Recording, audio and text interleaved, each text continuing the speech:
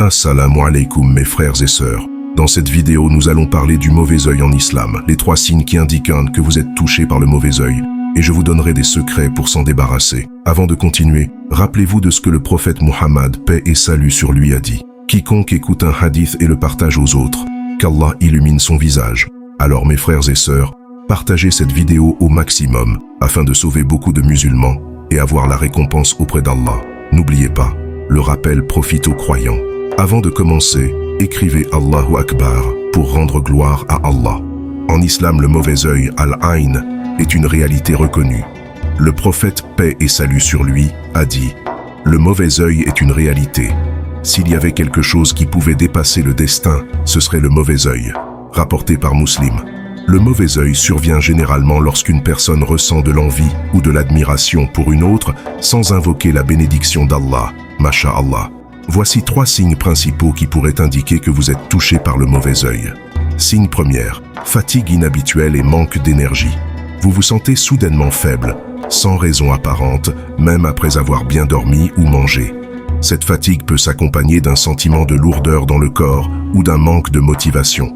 En islam, on considère que l'énergie négative du mauvais œil peut affecter l'équilibre spirituel et physique d'une personne. Signe 2. Troubles émotionnels ou physiques inexplicables. Les manifestations peuvent inclure des maux de tête persistants, douleurs corporelles ou troubles digestifs, des pensées négatives, une anxiété inhabituelle ou des troubles du sommeil, insomnie ou cauchemar, une baisse soudaine de bien-être général, sans cause médicale identifiable. Le mauvais œil agit comme une attaque invisible qui peut perturber l'état émotionnel et spirituel de la personne touchée. Signe 3. Difficultés soudaines et répétées. Vous constatez une série d'obstacles dans votre vie. Problèmes financiers, disputes fréquentes, blocages dans vos projets ou pertes inattendues. Ces événements peuvent sembler hors de contrôle et persistent malgré vos efforts.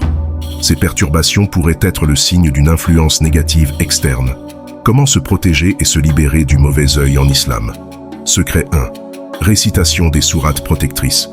Le prophète, paix et salut sur lui, recommandait de réciter régulièrement Sourate al-Falaq 113 et Sourate an-Nas 114 pour demander la protection d'Allah contre les influences néfastes.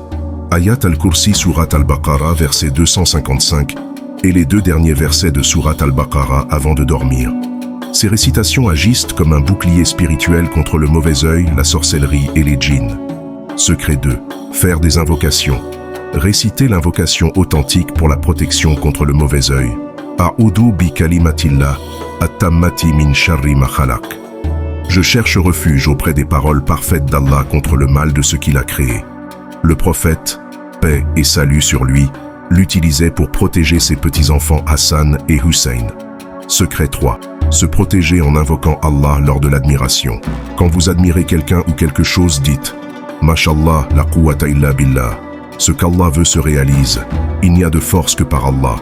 Cela empêche le mauvais œil de se produire involontairement. Secret 4. Faire la roqya, exorcisme islamique. Si vous pensez être touché par le mauvais œil, faites une roqya sharia en récitant les versets du Coran et en demandant la guérison à Allah. Vous pouvez réciter sur de l'eau, la boire ou la verser sur votre corps.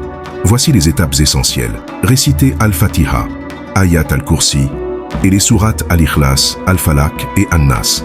Soufflez légèrement sur vos mains après les récitations et passez-les sur votre corps.